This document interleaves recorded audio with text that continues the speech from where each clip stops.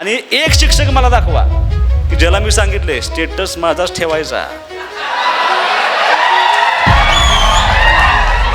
लगेच कमेंट करायची.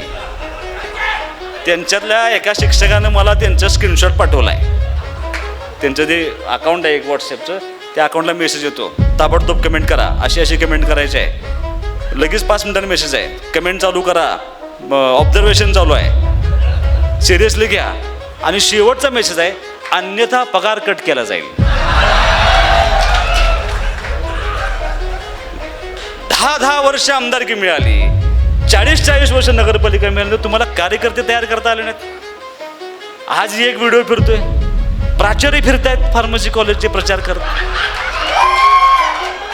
कशासाठी? कोणावर कर्तृत्वाचा आरोप करताय?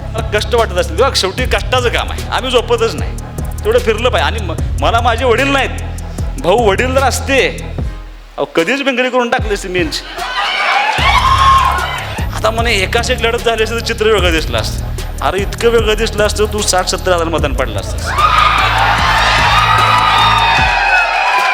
आता म्हणे एकाच एक लढतीमध्ये होत असताना सुहास बाबरनं अण्णांना उभं केलं. आता म्हणलं कमाल झाली. एका बाजूला तुम्ही माझ्या कर्तृत्वावर प्रश्नचिन्ह उपस्थित करताय आणि एका बाजूला मान्य करताय घेऊ डाव टाकतोय राजकारणातले. अण्णा माझ्या शब्दावरती उभं राहतील. मला आठवण 2012 सालीच कार्यक्रम झाला असता त्यांचा. फक्त आपल्याकडनं घोटाळे झाले म्हणून ही लोक दुर्दैवाने सत्तेमध्ये बसले आणि आपल्या चुकांच्यामुळं हे शहर भाऊ 30-40 वर्ष मागे गेलं. मी माझ्या वडिलांचाच वारसा सांगणार, मी माझ्या वडिलांचा सांगायचं त्यांच्या वडिलांचा सांगायचं का? त्याच मुलानं तुम्ही नेतृत्व करत असलेल्या शहराला पाणी मिळत नाही म्हणून 87 कोटी रुपये मीच दिलेत त्यांना पाणी पुरवठ्यावर. त्या गावातलं बसस्टँड चांगलं व्हावं म्हणून 15 कोटी मीच दिलेत. त्या गावातले रस्ते चांगले असावेत कारण तुमच्या हयातीत कधी रस्ते तुम्हाला जमले नाहीत. ह्या 8 महिन्यामध्ये आपण दोघं एका ताराजोतच होतो. तेही आमदार नव्हते, आम्हीही आमदार नव्हतो. तेही सत्तेत होते, आम्हीही सत्तेत नव्हतो. मी 1350 कोटी आणले, तुम्ही 1 रुपयात आणला का मला सांगा? तिकीट मागायला पण वडिलांनीच तिकीट मागायचं. तिकीट मागताना वडिलांनी तिकीट मागायचं, वडिलांना मिनत्या कराव्या लागल्या. तुम्ही माझ्या कर्तृत्वावर प्रश्नचिन्ह उपस्थित करताय. एवढंच काय, पण तुमचा अर्ज भरल्यानंतर डमी अर्ज म्हणून सुद्धा वडिलांचा अर्ज भरावा लागतो की तुम्ही या पुढच्या निवडणुकीच्या काळामध्ये काय केलं असेल तर ते सांगावं. काय करणार असेल माझी कॉपी तेवढी करू नका. मी जे फेसबुकला टाकलं की नाही लगेच वेगळा कलर करते तुम्ही फेसबुकला टाकलं. तुमचं तुम्ही करा की रे. तुम्हाला काय कळतंय की नाही? तुम्हाला काय ह्या मतदारसंघावरती तुम्हाला काय वाटतंय की नाही? आता तुम्ही जरा उभा राहा. सारखं काय करताय दाखवा एकदा सगळ्यांना. सारखं कसं करताय? ते 2 तास झालं सांगते, 2 तास झालं सभा तोऱ्या, 2 तास झालं सांगते 2 नंबरचं बटन दाबा, 2 नंबरचं बटन दाबा.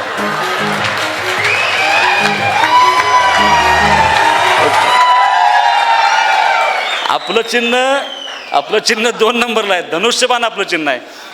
भाषण झालं की मग परत घेऊ. अजितराव,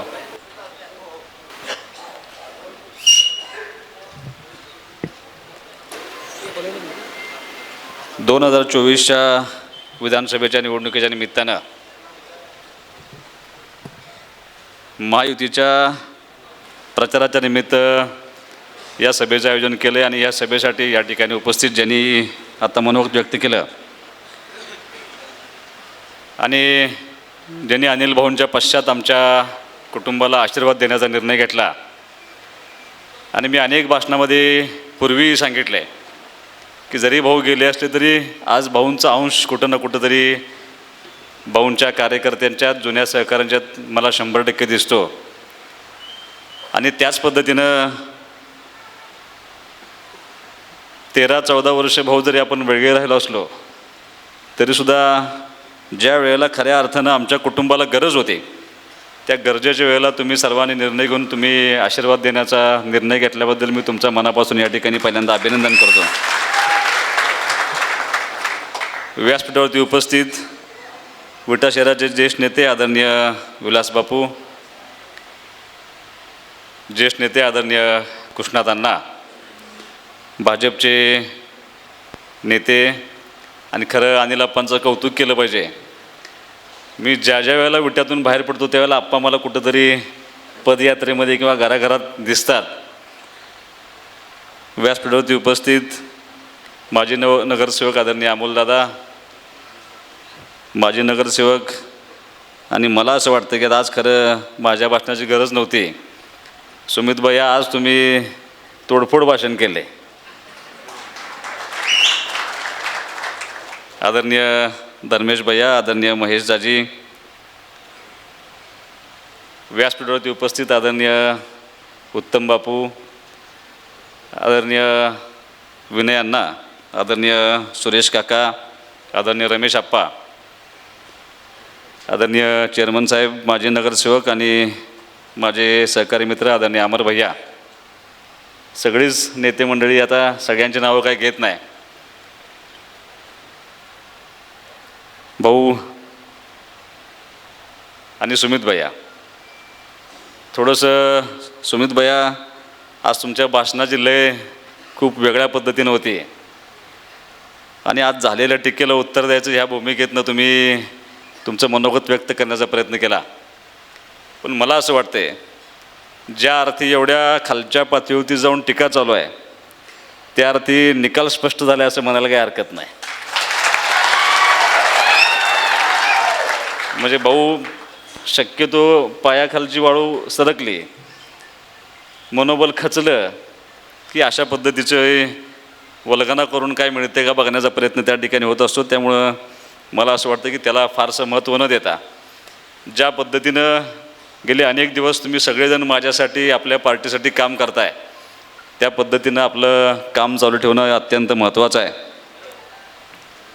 मी धर्मेश भैयांच्या प्रचाराच्या वेळेला अनेक बाबतीमध्ये माझं मनोगत व्यक्त करत असताना ह्या मतदारसंघामध्ये झालेल्या कामांचा उल्लेख केला होता. भविष्यामध्ये ज्या गोष्टी ह्या विधानसभेच्या निमित्तानं भाऊ करायच्या आहेत त्याचाही उल्लेख केला होता. आज टीका टिप्पणी होत असताना अनेक वक्त्यांनी भाऊंच्यावरती, म्हणजे शक्यतो भाऊ संस्कृती आहे की गेलेल्या माणसावरती कोणी बोलू नये असे आपल्यामध्ये एक प्रघात आहे. पण दुर्दैवानं 8 महिने झाले भाऊंना जाऊन, पण त्या 8 महिने झाले तरीसुद्धा आज दुर्दैवानं अनिल भाऊंच्यावरतीच टीका केली जाते. जरी वेदना होत असल्या तरीसुद्धा आम्ही थोडं पाठीमागं टाकून बापू काम करण्याची भूमिका घेऊन त्या ठिकाणी प्रयत्न करतो आहे. आणि मग टेंबू योजनेचं पाणी आलं म्हणून काय झालं, असं काय तुम्ही मोठं काम केलं, असं ज्यावेळेला टीका होत असते त्यावेळेला या टेंबू योजनेचं पाणी आल्यानंतर काय होतं त्याचं उत्तर हे पाकिट आहे.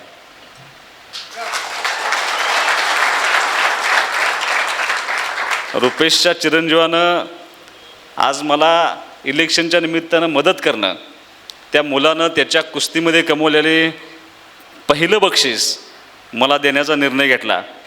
त्याच्या वडिलांच्या शेतीमध्ये झालेला बदल आणि पाणी आल्यामुळं त्याच्या शेतीमध्ये आर्थिक उन्नतीमध्ये झालेला फरक आणि त्या ईर्षेपोटी रुपेश पैलवाननं त्याचा मुलगा पैलवान करायचा निर्णय घेतला. पैलवान, पाणी आलं नसतं तर तुम्ही पैलवान करायचा निर्णय घेतला नसता पोराला, बरोबर आहे का नाही? पाणी आलं, आर्थिक सोबत आली म्हणून तुम्ही तो निर्णय घेतला आणि त्या मुलानं बक्षीस मारल्यानंतर तो मुलगा जर माझ्यापाशी बक्षीस येऊन देत असेल तर याच्यापेक्षा दुसरं कुठलंही सर्टिफिकेटची तुमची आवश्यकता नाही असं मला म्हणायला काही हरकत नाही. पत्रकार बंधूंना माझी विनंती आहे, किंबहुना माझ्यापेक्षा जास्तीची माहिती तुमच्याकडे 100% आहे की ह्या मतदारसंघामध्ये ह्या टेंबू योजनेचं पाणी आल्यामुळे झालेला बदल, किंबहुना त्या सगळ्याचा परिणाम या विटा शहरावरती जो भाऊ झाला आहे तो इतका प्रचंड मोठा आहे की त्याची कल्पना तुम्ही करू शकणार नाही. आजही या विटे शहराच्या अवतीभोवती असलेले हजारो हेक्टर क्षेत्र आज ही शेतीवरती अवलंबून आहे. 50%पेक्षा जास्तीची लोकसंख्या आज ही या शेतीवरती अवलंबून आहे आणि ह्या शेतकऱ्यांच्या आयुष्यामध्ये खऱ्या अर्थानं प्रचंड मोठा बदल, ती शक्ती निर्माण करण्याचं काम ह्या पाण्याच्या निमित्तानं झालं आहे. त्यामुळं मी त्याच्यावरती फारसं काही बोलणार नाही. भाऊ, कदाचित तुम्हाला माहीत नसेल पण मी विधानसभेच्या निवडणुकीची आचारसंहिता लागेपर्यंत निवडणुकीचा विचार केला नव्हता. जोपर्यंत आचारसंहिता लागत नाही तोपर्यंत ह्या मतदारसंघामध्ये आपल्या माध्यमातून ह्या मतदारसंघाच्या विकासासाठी काय निधी मिळतोय का ही भूमिका घेऊन काम करण्याचा प्रयत्न करत होतो. आचारसंहिता लागल्यानंतर मात्र मी निवडणुकीचा विचार करायला सुरुवात केली होती.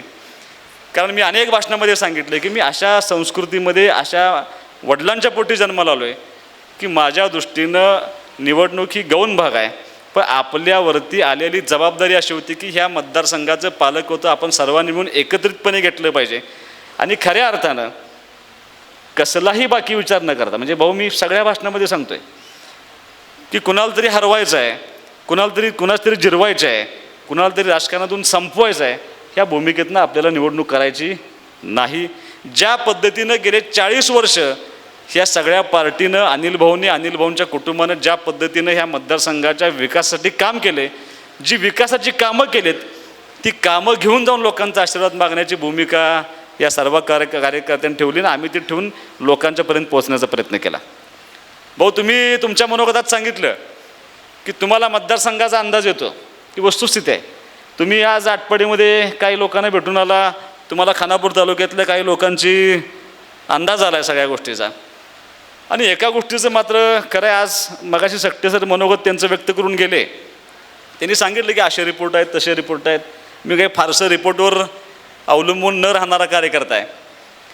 पण भाऊ राजकारणामध्ये ह्या 15 वर्षामध्ये एवढं समजतं, माणूस बघितला, चेहरा बघितला, डोळे बघितले की कळतं हा माणूस काय करणार आहे. तेवढं कमवलं आहे आपण. आणि मी ह्या मतदारसंघामध्ये मला असं वाटतं भाऊ की ह्या जेवढे उमेदवार उभा आहेत या सगळ्या उमेदवारांच्यापैकी मी एकमेव उमेदवार असा आहे की माझा मतदारसंघ फिरून झाला आहे. एक ना एक गावात भाऊ जाऊन आलो आहे मी. ज्या पद्धतीनं आम्ही जातो आहे, ज्या पद्धतीनं लोकांचा प्रतिसाद मिळतो आहे. विजय भाऊ माझ्याबरोबर सगळ्या गावामध्ये होते. विजय भाऊंना राहवलं नाही. त्यांनी एका मनोगतामध्ये असं सांगितलं की 1990 अनिल भाऊंच्या बरोबर फिरतोय, पण अनिल भाऊंच्या 90च्या निवडणुकीपेक्षा जास्त प्रतिसाद ह्या निवडणुकीला मला लोक देत आहेत. त्यामुळे मला असं वाटतं हे सगळं जेवढं आपल्याला कळतं तेवढं त्यांना कळत असणार की भाऊ. कदाचित उमेदवाराला कळत नसेल, पण उमेदवारांच्या वडिलांना अंदाज येतोय ना. त्यामुळं हे सगळं कसरत चाललंय भैया. त्यामुळं फारसं त्याकडे लक्ष देत नाही. आता कोण काय म्हणते ह्याला महत्त्व राहिलेलं नाही. भाऊ माझं असं स्पष्ट मत आहे, मी जेवढं फिरलोय 80% लोकांनी मन केलंय कुणाला मतदान करायचं. तुम्ही आता पैसे द्या, प्रचार करा, न करा, बरोबर ना आप्पा. 80% लोकांचा निर्णय फायनल झाला आहे की आम्हाला धनुष्यबाणाला मतदान करायचं. त्यामुळं निवडणूक लांब पुढे गेलेली आहे. खऱ्या अर्थानं ही निवडणूक जनतेने हातात घेतलेली आहे. आणि मी सुहास बाबर हा अनिल भाऊंच्या पश्चात जनतेचा उमेदवार म्हणून भाऊ मी त्या ठिकाणी गेलो आहे. लोकांनी मला जनतेचा उमेदवार म्हणून स्वीकारले. लोकांनी जरी मला आज नेते सगळे पाठिंबा देत असतील तर त्या पाठीमागच्या भावना, त्या पाठीमागचं मत, त्या पाठीमागचं तत्त्व ह्या लोकांनी खरं त्यात अनुभव घ्यायला पाहिजे होता. निश्चितपणे निश्चित भावनेनं कसल्याही अपेक्षेशिवाय ह्या सगळ्या लोकांनी भाऊ निर्णय केला आणि आज सगळी लोकं माझ्या पाठीमागे उभं राहत आहेत. मी धर्मेश भाईंच्या भाषणाच्या त्यावेळेला सांगितलं, आता बापूंसारखा सिनियर माणूस म्हणजे 30-30, 35-35 वर्ष तुमच्याबरोबर तुमचं कुटुंब मोठं व्हावं या हेतूनं तुमच्याबरोबर राहिलेलं कुटुंब 50 वर्ष बापूंनी तुमच्यावर व्यतीत केले, आयुष्य अख्खं पानाला लावलं. ती माणसं जर आज माझ्या पाठीमागं ताकदीनं उभारत असतील तर कदाचित त्यांना बरं वाईट चांगलं कळलंय, चांगलं आहे म्हणून ते माझ्या मागं उभं राहिले असते. कारण भाऊ 50 वर्षानंतर माणूस कधी बदलत नाही. 50 वर्षानंतर त्यांना वाटलं असेल की हा मुलगा चांगला आहे, या मुलाच्या पाठीमागं उभं राहिलं पाहिजे. ती भूमिका घेऊन मागं उभं राहत आहेत. भाऊ तुम्ही निर्णय केल्यामुळं आज सगळ्या पार्टीला त्या ठिकाणी हत्तीचं बळ आले. तुम्हाला कदाचित भाऊ माहीत नसेल, पण काही लोक असे असतील, मी आता रेवानगरला माझी मिटिंग झाली होती, आपण गांधीनगरला एकत्र बसलो होतो, भवानीनगरला एकत्र बसलो होतो. मी विधानसभेच्या निवडणुकीच्या निमित्तानं फिरत असताना मी शेवटला हेच सांगत होतो की विधानसभेपेक्षा माझं ध्येय आहे कसल्याही परिस्थितीत मला विटा नगरपालिकेचं सत्ता घ्यायची आहे आणि त्यासाठी तयारीला लागा. आणि कशासाठी घ्यायचे आहे काय, आम्हाला तुमची जिरवायच नाही काय नाही. आता तुम्हाला दिलं ना 40 वर्ष 50 वर्ष लोकांनी तुम्हाला संधी दिली. तुम्ही काय करू शकला नाही म्हणून लोक आज आमच्या पाठीमागे उभारण्याचा प्रयत्न करतात. तुम्ही तुमच्या मनोगतात भाऊ सांगितलं की अनेक पाठिंबे होतील. मी धर्मेश भैयांच्या कार्यक्रमात सांगितलं बापू की धर्मेश भैया तुम्ही त्या माळेची गाठ सोडली आहे, फक्त गाठ सोडायचा बाकी होता. एक एक एक एक एक एक मोती. आता काय तुम्हाला सांगायचं, भाऊ म्हणते ते काय चुकीचं नाही. भाऊ कुणालाच तिकड राहायचं नाही, त्याला कारण आहेत. आज सुहास बाबर काय देऊ शकतो का? काय देऊ शकत नाही. त्याला त्याची तेवढी परिस्थिती नाही. वडिलांच्या पश्चात होणारी ही पहिली निवडणूक आम्ही आज आमचं कुटुंब लढत आहे. आमच्या कुटुंबात निर्णय करणारे सुद्धा आम्ही दोघंच आहे. हे अशा परिस्थितीमध्ये ही माणसं ज्यावेळेला आमच्या मी समजा कोणाला तर देऊ शकलो असतो, एखाद्याला कोणाला तर देऊ शकलो असतो. अशोक भावना मी देण्या एवढा मोठा आहे का? काय बोलतो आपण? राजकारण कुठल्या थराला नेतो? ज्या माणसाकडं एवढ्या मोठ्या बँका आहेत, ज्या माणसांच्या एवढ्या मोठ्या संस्था आहेत, त्या माणसांना सुहास बाबर काहीच देऊ शकत नाही. हा मात्र अशोक भाऊने आशीर्वाद इतका मोठा मला दिलाय की त्याचा त्रास तुम्हाला फार व्हायला लागलाय. त्यामुळे ही उद्विग्नता तुमच्यामध्ये निर्माण व्हायला लागले. मला असं वाटतं की तुम्ही थोडं मनातनं विचार करायला पाहिजे. कारण भाऊ त्यांनी टीका माझ्यावरती करू द्या, त्यांनी सुमित भाई यांच्यावरती टीका करू द्या, आम्ही ते स्वीकारू, अगदी खिलाडू वृत्तीने स्वीकारलो. पण मला असं वाटतं की त्यांनी तुमच्यावरती काय बोलायला नाही पाहिजे होतं, त्यांनी बापूंच्यावरती काय बोलायला नाही पाहिजे होतं. ज्या माणसांच्यामुळं 15 वर्ष सत्ता आपली नगरपालिकेची टिकून आहे, कधी ना कधीतरी त्या माणसांची मदत झाली. मदत केलेल्या माणसाची प्रतारणा कधी करायची नसती, ह्या मताचं मी आमचं कुटुंब आहे आणि मी ते मानणारा छोटासा कार्यकर्ता आहे. मला असं वाटतं की तुम्ही त्या बाबतीत बोलायला नाही पाहिजे होतं. तुम्ही बाह्यांच्यावर बोला, माझ्यावर बोला, आम्हाला काही फरक पडत नाही. पण चुकीच्या पद्धतीनं एवढ्या ज्येष्ठ माणसांना, भाऊ त्याला कारण पण असंच आहे, या माणसांचं धाडस होतं कसं? त्याला भाऊ आपण चुकलो आहे. आपली आप्पा मला आठवण 2012 सालीच कार्यक्रम झाला असता यांचा, फक्त आपल्याकडनं घोटाळे झाले म्हणून ही लोक दुर्दैवाने सत्तेमध्ये बसले आणि आपल्या चुकांच्यामुळं हे शहर भाऊ 30-40 वर्ष मागे गेलं.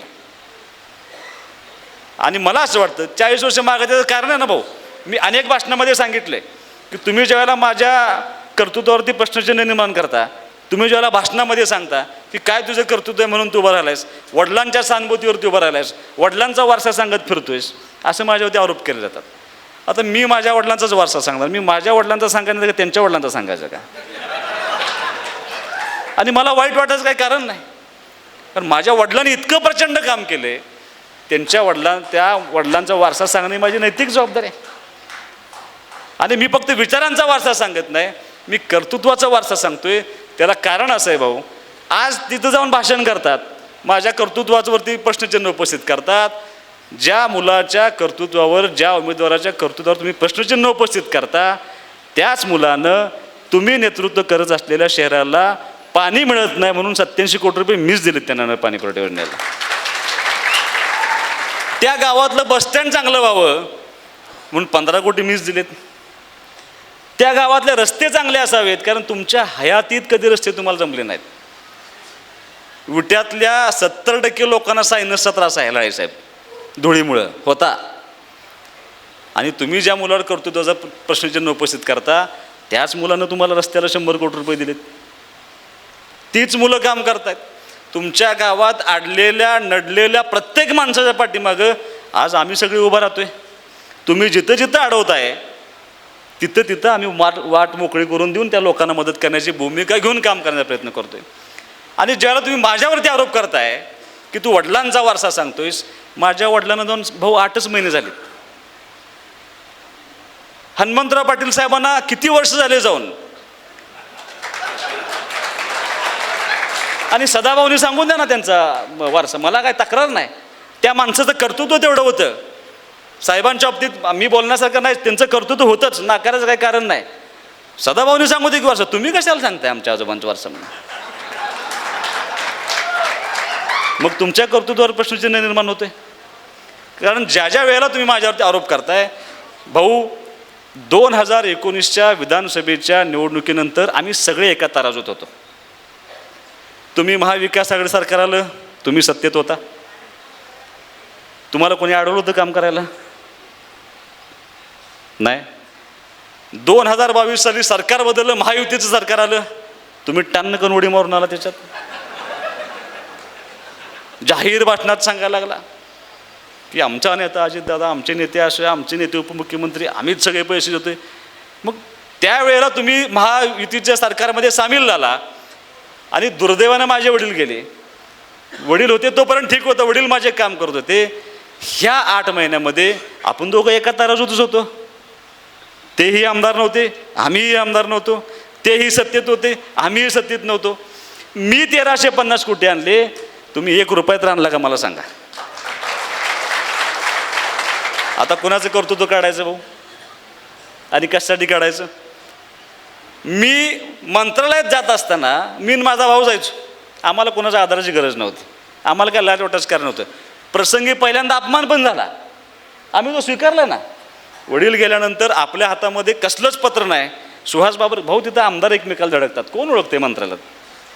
पण ते घेऊन जबाबदारी ह्या मतदारसंघातल्या लोकांना, ह्या विटा शहरातल्या लोकांना, आम जनतेला आपला आमदार नाही, ह्या कार्यकर्त्यांना आपला आमदार नाही, भाऊ नाहीत, ही जाणीव न होऊन देण्याचं काम ह्या 8 महिन्यामध्ये केलं आहे. मी स्वतः जात होतो ना, संघर्ष केला आहे, मंत्रालयात फिरलो आहे, कामं मंजूर करून घेतलीत. हे एकदा दोनदाच व्यक्त आला बघा.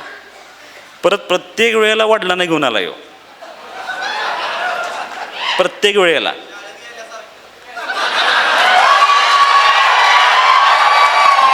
म्हणजे काम होईना म्हणून परत वडिलांना घेऊन आला. इथंपर्यंत ठीक आहे, तिकीट मागायला पण वडिलांनीच तिकीट मागायचं.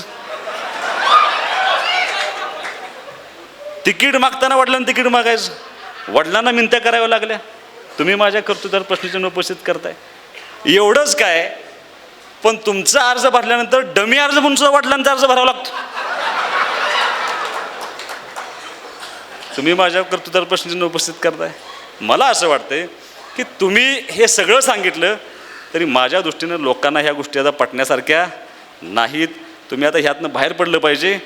जर इलेक्शनमध्ये तुम्हाला कष्ट वाटत असतील, बघा शेवटी कष्टाचं काम आहे, आम्ही झोपतच नाही, तेवढं फिरलं पाहिजे. आणि मला माझे वडील नाहीत, भाऊ वडील जर असते अहो कधीच बेंगळी करून टाकली असती मेनची. आणि कारण नसताना चुकीच्या बातम्या पसरायच्या. घर तोडतोय म्हणून सांगायचं सुहास बाबर.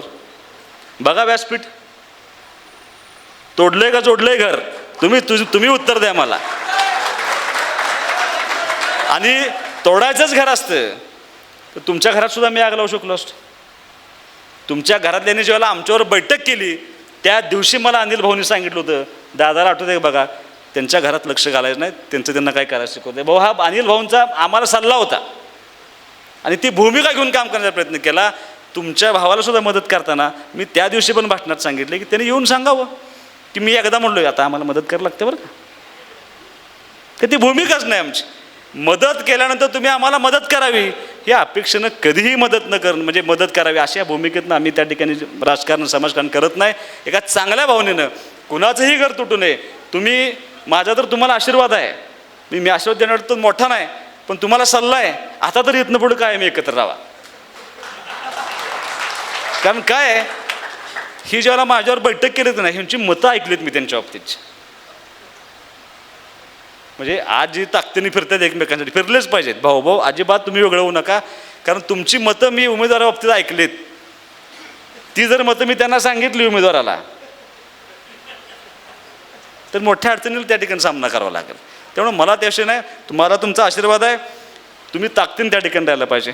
प्रत्येक गोष्टीमध्ये राजकारण करत असताना आरोप प्रत्यारोप किती वेळा आरोप करायचे, झाले की एकदा दोनदा झालं. आता ते सगळ्या गोष्टी चर्चा झाल्या, आता नवीन पान काढल्यात. आता म्हणे एकाच एक लढत झाली असतं तर चित्र वेगळं दिसलं असतं. अरे इतकं वेगळं दिसलं असतं तू 60-70 हजार मतांनी पडला असतं.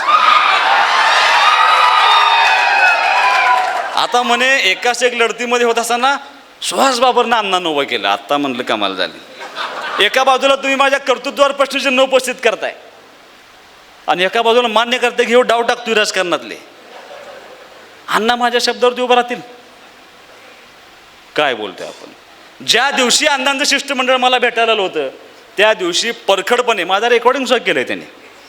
परखडपणे मी मत मांडणारा कार्यकर्ता होतो. मी त्यांना स्पष्ट सांगितलं तुमचं काय ठरलंय मला माहीत नाही, माझे वडील हयात नाहीत, रुजवात कुणाची घालायची.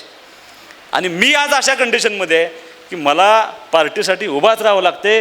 पार्टीसाठी मी थांबून चालत नाही. मला माझ्या पार्टीचा आदेश आहे, मला माझ्या ह्या लोकांचा आदेश आहे की मी उभा राहिलं पाहिजे, मी उभा राहणार आहे. तुम्ही म्हणत असाल तर मी अण्णांना साष्टांग नमस्कार करून त्यांची माफी मागतो आणि त्यांना विनंती करतो की तुम्ही माझ्या मागं उभा राहा. हा म्हणणारा मी कार्यकर्ता आहे.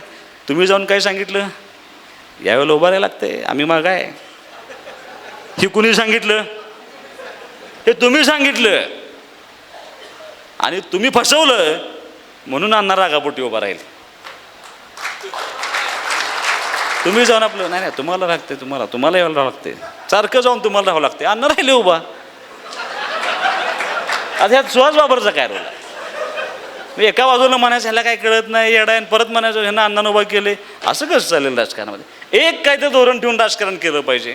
मुळात भाऊ दुर्दैवानं त्यांच्यावर अशी परिस्थिती आहे, कुठल्याही गावात गेलं सांगायचं काय हा प्रश्न आहे भाऊ. आज आळसणची मुलं आलेत, आळसण म्हणजे सरपंच किती कोटीचं काम तुमच्या गावात झाले?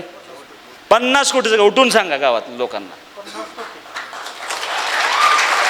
भाऊ असं कुठल्याही गावात जाऊ द्या, मी पत्रकार बंधूंना माझी म्हणते मी रुजवात घालतो. आता रेकॉर्डिंग आहे म्हणजे भाषणं ऐकतेत कमी, रेकॉर्डिंग जास्त करतात माणसं. त्यामुळं मी खोटं बोलायचं नाही ठरवले.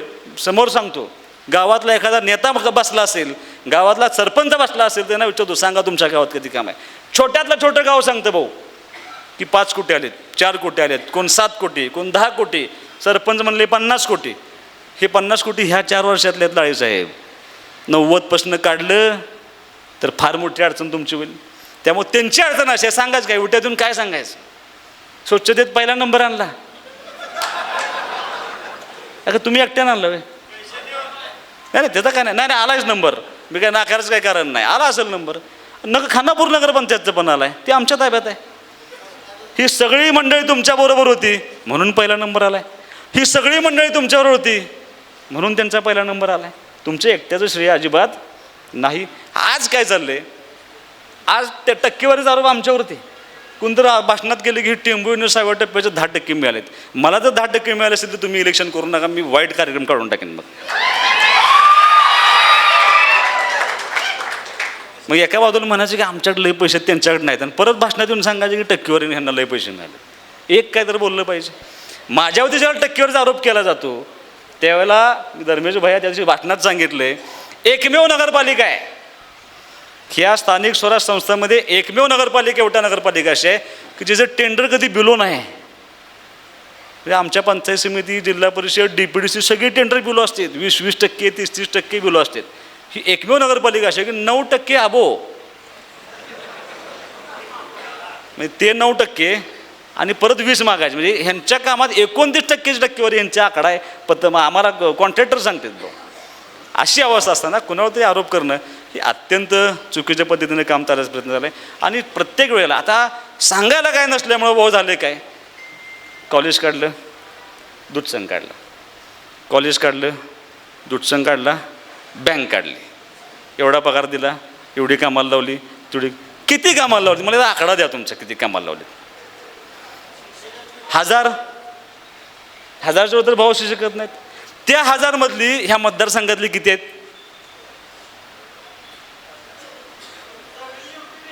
500. निवडणूक आली की कामाला लावायचा, 6000 पगार, 20,000 वर सही. निवडणूक संपले की त्याचा पगार 3000 करायचा, म्हणजे आपोआप सोडून जातोय. अशा लोकांनी मनोगत व्यक्त केलेत ना आमच्या बैठकीमध्ये भाऊ. ती मुलं समोर येऊन सांगतात की अशा पद्धतीनं काम चालतं. आणि मला असं वाटतं की ह्या शहराचा, ह्या मतदारसंघाचा विकास होत असताना एका कॉलेजमुळं, एका दूध संघामुळं, एका बँकेमुळं झाला आहे का? अशोक भाऊंची खूप मोठी बँक आहे. मला असं वाटतं की ह्या मतदारसंघाचा सगळ्यात चांगला दूध संघ त्यांचा आहे. आमच्या शेंडेंचा दूध संघ सगळ्यात चांगला आहे, अत्यंत चांगल्या पद्धतीने चालू आहे. अमरसिंह देशमुखांचा दूध संघ अत्यंत चांगल्या पद्धतीने चालू आहे. अशोक भाऊंची बँक चालू आहे. विटा मर्चंट बँक आमची मोठ्या प्रमाणावर चालू आहे. तुम्ही ज्या पतसंस्थेचं कौतुक करता, व्यासपीठावरच्या 10 मंडळींच्या पतसंस्था आहेत. मग एका तुमच्या संस्थेवर चाललं होतं का? तुमचं जे कॉलेज आहे, माझं आहे ना छोटं, कारण माझ्या वडिलांना मला जे भाऊ, मी तुम्हाला आज भाऊ नाहीत पण तुम्हाला सांगायला हरकत नाही, हे ज्या संस्था उभा आहेत ना, हे तुमच्या वडिलांचं कर्तृत्व आहे. माझं आहे बारकाय पण ते मी केलं आहे, ते माझं कर्तृत्व आहे. कारण माझ्या वडिलांनी संस्कार देताना मला असे दिले, तुम्ही ज्या वेळेला पैसे मिळवत म्हणून शिक्षण संस्था काढली ना, त्याच वेळेला ह्या सुहासबाबांना कन्या महाविद्यालय काढलं होतं. म्हणजे ह्या मतदारसंघातल्या सामान्य कुटुंबातल्या मुलींना, कारण त्यावेळेला ट्रेंड होता 2002-03 साली 12वी झाली की लग्न करून टाकायचं. त्या मुली भाऊ शिकलेत आपल्या कॉलेजला येऊन. कित्येक मुलींना आम्ही मोफत पास दिलेत. आजही तुम्ही आमच्या कॉलेजमध्ये गेला तर किती जर मुलं अशी आहेत फीस देत नाहीत, आम्ही म्हणतो जाऊ तिकडे, कुठे पैसे मागा. आणि भाऊ तुम्हाला माझं आव्हान आहे, सगळ्यांना विरोधकांना माझं आव्हान आहे, तुम्ही माझ्याकडं 100चा स्टाफ असू द्या, तुम्ही त्यांना बोलवून घ्या, जेवढा पगार देतो तेवढ्यावर सही असतं, कमी असू द्या, हाफ तिकीट अजिबात नाही. आणि एक शिक्षक मला दाखवा की ज्याला मी सांगितले स्टेटस माझाच ठेवायचा, लगेच कमेंट करायची. त्यांच्यातल्या एका शिक्षकानं मला त्यांचा स्क्रीनशॉट पाठवला आहे, त्यांचं जे अकाउंट आहे एक व्हॉट्सॲपचं, त्या अकाउंटला मेसेज येतो, ताबडतोब कमेंट करा, अशी अशी कमेंट करायची आहे, लगेच 5 मिनिटांनी मेसेज आहे, कमेंट चालू करा, ऑब्झर्वेशन चालू आहे, सिरियसली घ्या. आणि शेवटचा मेसेज आहे, अन्यथा पगार कट केला जाईल. 10 वर्ष आमदारकी मिळाली, 40 वर्ष नगरपालिका मिळाली, तर तुम्हाला कार्यकर्ते तयार करता आले नाहीत. आज एक व्हिडिओ फिरतोय, प्राचार्य फिरतायत फार्मसी कॉलेजचे प्रचार करत,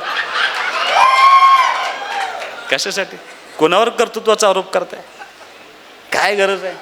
निवडणुकीमध्ये मला असं वाटतं केलंय का हे सांगायला पाहिजे आणि करणार आहे का हे सांगायला पाहिजे. आता मोठ्या आवाजात सांगतात MNC झाल्या पाहिजेत, MNC झाल्या पाहिजेत, MNC. आता असं असतं का, MNC येतात का, अशा मल्टीनॅशनल कंपनी झाल्या पाहिजेत म्हणायला सोपं आहे ना. तुमचे हात कुणी धरले होते 19 पासून, तुम्ही ज्यावेळेला सत्तेत होता, तुम्ही ज्यावेळेला अजितदादांचं नेतृत्व स्वीकारलं होतं, तुम्ही ज्यावेळेला जयंत पाटील साहेबांचं नेतृत्व स्वीकारलं होतं, तुमचे हात कुणी धरले होते का. मल्टीनॅशनल कंपनी भाऊ किती शहरात आहेत, पुणे, मुंबई, बेंगलोर, चेन्नई. ह्या शहरामध्ये ह्या MIDC मध्ये मोठ्या कंपनी आल्या पाहिजेत, MNC झाल्या पाहिजेत, ह्याबद्दल माझं दुमत नाही ना, आल्याच पाहिजेत. पण त्यासाठी जे बेसिक इन्फ्रास्ट्रक्चर लागतं ना, ते उभं करण्याचं काम अनिल भाऊंनी त्यांच्या पार्टीने केलेलं आहे. त्याला पाणी असेल, लाईट असेल. भाऊ विटा शहरात येणारे प्रत्येक रस्ते, काय अवस्था होती आपल्या ह्या रस्त्याची. हा रस्ता नॅशनल हायवे झाला, गडकरी साहेबांनी परवा एका नॅशनल हायवेचं भूमिपूजन केलं, एका 3ऱ्या नॅशनल हायवेला त्यांनी त्यावेळेला मान्यता देण्याचं अभिवचन देऊन डिसेंबरपासून काम चालू करणार आहेत. 3 राष्ट्रीय महामार्ग येतात, ह्या शहराला जोडणारे सगळे रस्ते. तुम्ही ज्यावेळेला आमदार होता त्यावेळेला विटा वेजेगाव 3 मीटरचा होता, तुम्ही ज्यावेळेला आमदार होता त्यावेळेला विटा साळशिंगे 3 मीटरचा होता, तुम्ही ज्यावेळेला आमदार होता त्यावेळेला विटा पारे 3 मीटरचा होता, तुम्ही ज्यावेळेला आमदार होता त्यावेळेला विटा निवरी कसला रस्ता होता, तुम्ही ज्यावेळेला आमदार होता विटा कुंडल रस्ता कसला होता. आणि ज्यावेळेला महायुतीची सत्ता आली त्यावेळेला हे सगळे रस्ते इतक्या मोठ्या प्रमाणात झाले. म्हणजे खऱ्या अर्थानं लाईट, पाणी, रस्ते, दळणवळण ह्या बेसिक गोष्टी उभ्या राहिल्यानंतर इथून पुढच्या काळामध्ये आपण म्हणू शकतो, ते पण MNCला नाही, भविष्यामध्ये महायुतीची सत्ता आली तर आपण त्यावेळेच्या सरकारला, मुख्यमंत्र्यांना, त्यावेळेच्या उद्योगमंत्र्यांना आपण म्हणू शकतो की आम्हाला आता कंपनी द्या, आमच्यात दळणवळण झाले, पाणी आले. कारण भाऊ सगळ्यात मोठी अडचण पाण्याच्या वेळेला चेन्नईला आणि बेंगलोरला झाली होती, त्यावेळेला सगळ्या MNCs बंद केल्या होत्या. का तर पाणी नाही. आणि तुम्ही म्हणताय काय केलं पाणी आणून, तरी असं नसतं. निश्चितपणे एक आराखडा आपल्या डोक्यामध्ये ज्यावेळेला आपण बोलतो त्यावेळेला त्याच्या पाठीमागची पार्श्वभूमी आपल्याला माहीत असणं हे अत्यंत महत्त्वाचं असतं. ते जबाबदारीने करावं लागतं. भाऊ माझं उलटं मत आहे. माझं मत आहे की ह्या विटा शहरामध्ये आज दोघांचाच पैसा, एक शेतकरी आहे आणि दुसरा गलाई व्यवसाय आहे आमचा. ते सोनं चांदीवाले आमचे नसते तर ह्या विटा शहराला महत्त्वच प्राप्त झालं नसतं. पण भाऊ मागच्या 10-15 वर्षामध्ये दुर्दैवानं आमचे गलाई व्यावसायिक पलूसला जागा खरेदी करतात, पलूस डेव्हलप व्हायला लागले, कडेगाव डेव्हलप व्हायला लागले, सांगली डेव्हलप व्हायला लागले. आमचे गलाई व्यावसायिक पुण्याला चालले, मुंबईला चालले. विटात एवढं नको म्हणतात का? याला जबाबदार कोण आहे? जबाबदार तुम्ही नाही. आणि तुम्ही आहे का नाही ह्याचं उदाहरण तुम्हाला सांगतो. दुकानदारांना तुम्ही आता फोन करताय, मतदानाला या बरं का, आम्हाला सहकार्य करा. ती फोन ठेवला की त्याच्या कमेंट जर ऐकली आता डोकं फिरून जाईल तुमचं. आणि परत उलटा मला फोन करतात, ह्याच दिवसाची वाट बघत होतो बघा आम्ही, म्हणते दुकानदार म्हणतात. ह्यांना कुणी घालवलं आपल्यापासून? तुम्ही दुर्दैवानं गलाई व्यवसायिकांना तुम्ही हाकलून दिलं आपल्या शहरातून. काय चालले? माझं स्पष्ट मत आहे भाऊ की आमचा मुख्य व्यवसाय गलाईचा आहे, त्यांना कुठेतरी आधार दिला पाहिजे. आमचा मुख्य व्यवसाय पोल्ट्रीचा आहे, आमचा मुख्य व्यवसाय यंत्रमागाचा आहे. आज पोल्ट्रीवाल्यांची अवस्था काय भाऊ? तुम्हाला तर माझी स्वतःची पोल्ट्री आहे.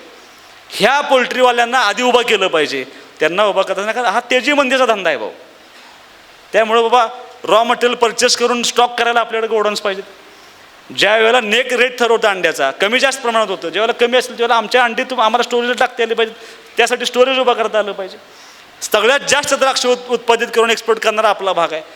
त्यासाठी रेसिड्यू तपासणीची प्रयोगशाळा असते, ती तपासणी करणारी प्रयोगशाळा आपण उभा करायला पाहिजे. आमच्या किल्लार जनावरांचं आमचा आटपाडीचा पॅटर्न आहे, आपलं पेटंट आहे ते.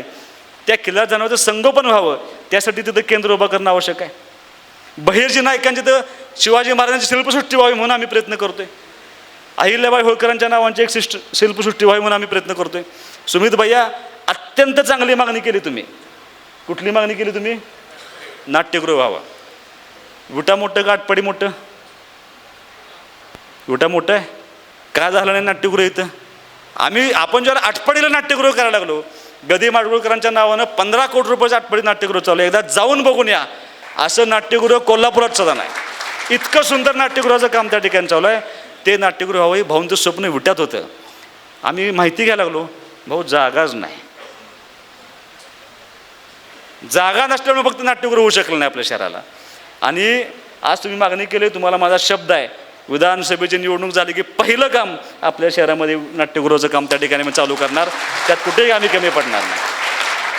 आता दुसरं कॅसेट आहे, मल्टी स्पेशालिटी हॉस्पिटल उभा करणार. कशासाठी? पैसे कमवायला. तुमच्यातला ना आमच्यातला फरक तुम्हाला सांगतो भाऊ. म्हणजे ज्या वेळेला कोविडचा काळ होता त्यावेळेला खानापूर पंचायत समिती आणि जिल्हा परिषदनं आपल्या PHCचं एक सेंटर उभा केलं होतं. त्या सेंटरमध्ये 350 पेशंट असे होते, 350 पेशंट असे होते की ज्यांना मोफत ट्रीटमेंट दिली. कसलेही पैसे घेतले नाहीत. जेवण मोफत दिलंय. चांगले करून घरी सोडले. मिथूनला गाडी आलाय का? आलाय का? तू पेशंट होतास तिथं, तुला सगळं फ्री मिळालंय. रुजवात घालून दिली पेशंटची. तुम्ही पण काढलं होतं एक कोविड सेंटर, बरोबर आहे का नाही आप्पा? तुम्ही पण कोविड सेंटर काढलं होतं. तुम्हाला तहसीलदारांनी 12 लाखाचा दंड केला, जास्त पैसे घेतलेत म्हणून. हा तुमच्यातला आमच्यातला फरक आहे. तुम्ही ज्यावेळेला आता हे का सांगतात तुम्हाला सांगतो भाऊ, ते का सांगताय त्याला कारण आहे की आम्ही मल्टी स्पेशालिटी हॉस्पिटल उभा करणार. त्याला कारण आहे. कारण काय आहे की आटपाडीमध्ये एक उपजिल्हा रुग्णालयाचं काम चालू आहे 50 बेडचं, आणि विट्याला 100 बेडचं उपजिल्हा रुग्णालय आपण मंजूर केले, जिथं पेशंटचे मोफत उपचार होणार आहेत. हे समजून घ्या. आम्ही सांगतो की आम्ही मोफत उपचार करणार आहे, ते सांगतायत आम्ही मल्टी स्पेशालिटी हॉस्पिटल काढणार आहे. कशासाठी? 2 मुलांची व्यवस्था करण्यासाठी. हा तफावत तुमच्यात आणि आमच्यात आहे. एक विजन घेऊन चाललो आहे भाऊ आम्ही. ह्या मतदारसंघामध्ये चांगलं काम झालं पाहिजे, या भूमिकेतनं काम करण्याची जबाबदारी आम्ही घेतो. भाऊ, मला खरं बोलायचं नव्हतं ह्या विषयावरती. आमच्यावरती आरोप केले, ते संस्था हे ते परत कारखान्याच्या 5 निवडणुका झाल्या त्या 2004 पासून. एकदा तुम्ही जिंकली, 2004ची निवडणूक कारखाना करून जिंकली तुम्ही. माझं तुम्हाला आव्हान आहे, 4 साली तुम्ही ती निवडणूक जिंकली, तुम्ही त्या कारखान्याला काय मदत केली का? काही सुद्धा मदत केली नाही. तो सभासदांचा राहून प्रयत्न केला का? काही केलं नाही. मी माहिती घेत होतो भाऊ, सगळ्यात कमी कर्ज यशवंत कारखान्याचं होतं. सगळ्यात कमी. 400-500 कोटी कारखाने थकीत असलेले कधी घेतले नाहीत. यशवंत मात्र राजकीय हेतून घेतला गेला, त्याचा लिलाव केला गेला. पण आमच्या वडिलांनी मरस्तोपर्यंत त्याचं उत्तरदायित्व सोडलेलं नाही. आयुष्यभर त्यांच्या मनात ती सल होती की पाणी नसताना मी कारखाना चालवायचा प्रयत्न केला, पण पाणी आल्यानंतर मला दुर्दैवानं ते माझ्याकडं नाही. एकदा चालवून सभासदांना द्यायचं ही त्यांची भावना होती. भाऊ, त्यांनी उत्तरदायित्व सोडलेलं नाही. आम्ही दोघं भाऊ आहे, अजून उत्तरदायित्व सोडलेलं नाही मी, आणि सोडणार पण नाही. शेवटपर्यंत प्रयत्न करत राहणार. आणि तुम्ही ज्यावेळेला आमच्यावर आरोप करता, आता मला हे काही माहीत नव्हतं बरं का, मला ही चिठ्ठी आल्या. ज्या आजोबांचा वारसा सांगता त्या आजोबांच्या नावाचा बाजार कुठं आहे का? हनुमंतराव पाटील कुक्कुटपालन सहकारी संस्था कुठं आहे का? ग्रामदैवत आहे आपलं श्रीनाथ, त्या ग्रामदेवतेच्या श्रीनाथ यंत्रमाग सहकारी संस्थाचं कुठं आहे का? लोकनेते हनुमंतराव पाटील दूध संघ खाजगी करून टाकला तुम्ही. तुमच्या चुका आपलं झाकून ठेवायचं, दुसऱ्याचं झाकून बघायचं, ही काय पद्धत बरोबर नाही. आणि मंगल कार्यालय काय अवस्था आहे आज भाऊ, तुमच्या पैशाचं मंगल कार्यालय आहे ते.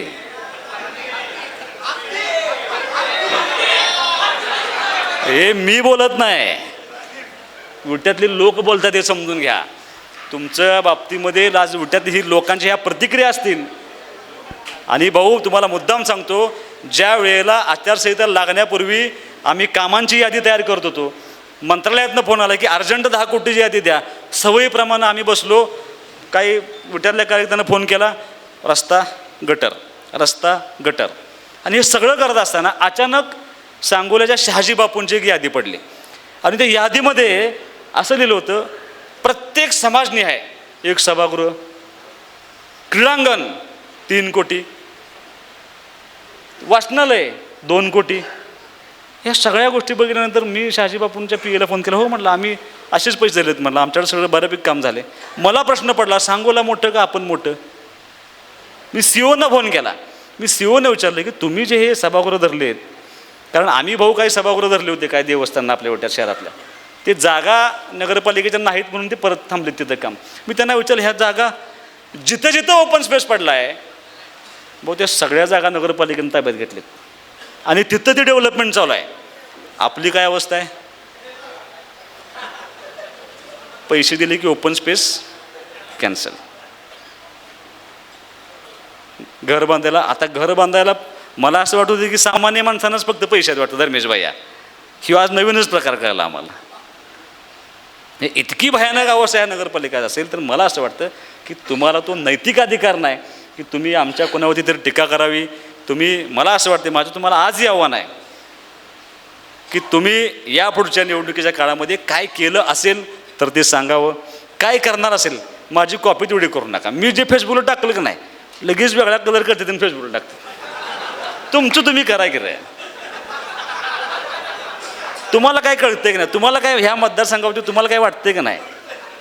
मी परवाशी एका भाषणात सांगितलं की मला पर्यटन स्थळ विकसित करायचं स्कोप आहे भाऊ. दरगोबा आहे, आमचा जंगलोबा आहे, सुळकाई मंदिर आहे, आमचं जकाई देवीचं मंदिर आहे, आमचं बानूरगड आहे, आमचं सिद्धनाथाचं मंदिर आहे, त्याच्यानंतर आमचा पाची पांडव आहे. ह्या सगळ्या गोष्टी आहेत ना डेव्हलप करायला. मी प्लॅन केला आहे. मी माझ्या डोक्यातनं म्हणतो, मी फेसबुकला टाकलं हिने भाषणात सांगितलं मी ते असंच करणार, तसंच करणार, तसं करणार. अरे तू तुझं सांग की, माझं बघून कशाला सांगतोस? पाऱ्याच्या तलावाला 10 कोटी रुपये आणलेत पर्यटनमधून, विट्याच्या तलावाला 4 कोटी आणलेत पर्यटनमधून की ते डेव्हलप व्हावेत, चांगले व्हावेत. ह्या भूमिका आपण त्याच्यामध्ये करण्याचा प्रयत्न करतोय. जाता जाता भाऊ गंमत सांगतो, राजेवाडीचा तलाव हा कधी पाण्यानं भरत नाही. तो 2.25 TMCचा तलाव आहे. त्या तलावामध्ये जे कटापूर आणि उरमडीचं पाणी जातं. मला काही शेतकऱ्यांचे फोन आले. मी देसाई साहेबांना भेटलो, म्हणून साहेब काहीही करून शेतकऱ्यांच्या अडचणीत तुम्ही ह्या जे कटापूर आणि उरमडीचं पाणी सोडा. त्यांनी कडक आदेश दिले, त्यांचं रेकॉर्डिंग आहे माझ्यापाशी. इतके कडक आदेश दिले. त्यांनी सांगितले की पाणी सोडायचं आणि रोज फोन करून सांगायचं कुठं पाणी आले. रोज अधिकारी मला फोन करायचे, भैया इथं पाणी आले, इथं पाणी आले, इतक्या दिवसात इथं येईल, इतक्या दिवसात तिथं येईल. एका ठिकाणी कॅनल फोडावा लागत होता. कॅनल फोडला. 1.25 महिना मी गॅसवरती होतो, कारण आपण मोठं बोललो होतो पाणी आलं पाहिजे. आणि म्हणून नुसतं पोचू दे म्हणलं, माझं काम होते म्हटलं, कारण मी शब्द दिला लोकांना. पाणी पोचलं. पाणी पोचल्यानंतर समाधान झालं. पाणी भरायला सुरुवात झाली. कारण गेले 15 वर्ष झालं नुसतं जे कटापूर आणि उरमडीचं पाणी राजेवाडीत सोडणार आहे ह्याची चर्चा चालू आहे. ते पाणी सोडलं, पाणी थोडं वर आलं, 2 फूट आले, मला समाधान झालं. 4 फूट, 10 फूट, 15 फूट झाल्यानंतर मी बघायला गेलो. अप्रतिम दृश्य होतं. त्यावेळेलाही फेसबुकला टाकायची की भरत नाही, आता बंद करणार आहेत. हीच टाकत होती, भरत नाही आता बंद करणार आहेत. भरला, ओव्हरफ्लो झाला तलाव. ह्याच्यामुळे नाही म्हणलं, पावसानं भरला म्हणलं. आता पाऊस कधी पडला? तिकडं पाऊस नाही म्हणून त्या जे कटापूरचं पाणी सोडले. हे किती फेक सांगावं, किती चुकीच्या पद्धतीने सांगावं. मला असं वाटतं ही भूमिका आता लोक हुशार आहेत. ह्या मतदारसंघामध्ये ह्या निवडणुकीला सगळ्यात मोठी भूमिका कोण बजावणार आहे तर माझी तरुण मुलं ह्या ठिकाणी भूमिका बजावणार आहेत. अत्यंत हुशार मुलं आहेत ती. त्यांना सुहास बाबर, वैभव पाटील काही घेणं नाही. पोरं म्हणतात काम दाखवून बोल. काम कोणाचं सर्वश्रेष्ठ आहे, कोण आमच्या संपर्कात आहे, कोण आमच्या अडीअडचणीला आले, कोण कुठल्या अपरात्री फोन केला तर कोण धावून येऊ शकतं. गंमत म्हणून रात्री 2-2 वाजता फोन करतात पोरं. काय नाही उचलतो का बघायला फोन केला आहे. आमची त्यांची पहिली लागते म्हणजे त्यांची कोणाची म्हणजे त्यांची पार्टी बसल्या, त्यांच्या नेत्यानं फोन उचलला नाही म्हणून तुम्ही उचलताय का बघायला फोन केला आहे म्हणलं. आम्ही आपलं उचललं, आम्ही म्हणतो काय तर अडचण असेल म्हणून आम्ही उचलतोय फोन. हे असं काम करण्याची भूमिका घेऊन माझी तुम्हाला विनंती आहे की हे सगळं करत असताना जरी वातावरण चांगलं असलं तरी समोर बसलेल्या सगळ्या कार्यकर्त्यांना माझी विनंती आहे, भाऊ म्हणले ते अत्यंत बरोबर आहे की ते शेवटच्या 2 दिवसात खेळ करायचा प्रयत्न करतात. त्यांच्याकडं दुसरं कसलंही काम आणि भांडवल राहिलेलं नाही. त्यांच्याकडं फक्त आता आपली मतं किंवा तुम्हाला काहीतरी पैसे देऊन मोडता येते का एवढंच बघायचं आहे. पण माझं तुम्हाला विनंती आहे, स्वाभिमानानं तुम्हाला लोकांना सांगायला पाहिजे की आता तुमची गरज आहे. सुहास बाबरच्या पाठीमागं या कुटुंबाच्या पाठीमागं उभा राहावा. ह्या मतदारसंघाच्या दृष्टीनं जे जे करणं अपेक्षित आहे ते करण्याचं अभिवचन घेऊन आज सुहास बाबर तुमच्यापुढे येतोय. भाऊ तुमच्या सगळं कुटुंबाचं मी मनापासून शेवटी, कारण मी तुम्हाला परवा सांगितलं भाऊ की अनिल भाऊ असते आणि तुम्ही पाठिंबा दिला असता त्याला महत्त्व नव्हतं भाऊ. आज अनिल भाऊ नाहीत, त्या कुटुंबाचा कर्ता पुरुष नाही, त्या पार्टीचा प्रमुख नाही आणि ते कुटुंब अडचणीत आहे म्हणून तुम्ही आमच्या पाठीमागं आलाय. हे आमच्या कुटुंबावरती उपकार आहेत. त्या उपकारात न उतराय होण्यासाठी निश्चितपणे सुहास बाबर तुम्हाला अपेक्षित काम हे 100% करेल. फक्त तुम्हाला एक माझी विनंती आहे, नगरपालिका जर भाऊ घ्यायची असेल आणि तुमच्या विरोधात जे बोलतात का नाही, जे तोंडवर बंद करायचं त्याला एक पर्याय आहे. मला 2002चे अशोक भाऊ पाहिजेत.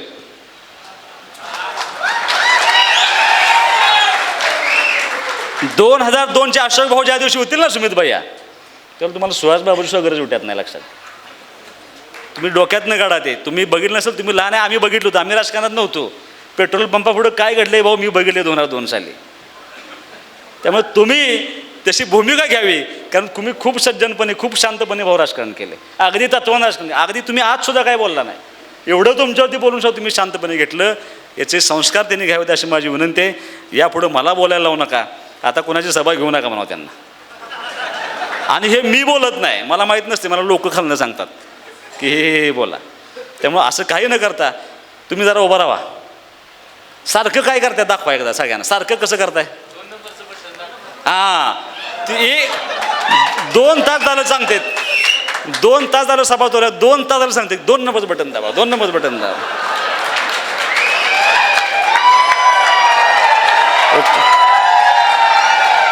आपलं चिन्ह 2 नंबरला आहे, धनुष्यबाण आपलं चिन्ह आहे. आपली जबाबदारी आहे इथून पुढच्या 8-10 दिवसाच्या काळामध्ये लोकांपर्यंत आपलं चिन्ह पोचवायचं आहे आणि जास्तीत जास्त मतानं मला विजय करा अशी अपेक्षा विकून थांबतो. जय हिंद, जय महाराष्ट्र. काही मुलांचा स्वागत आहे.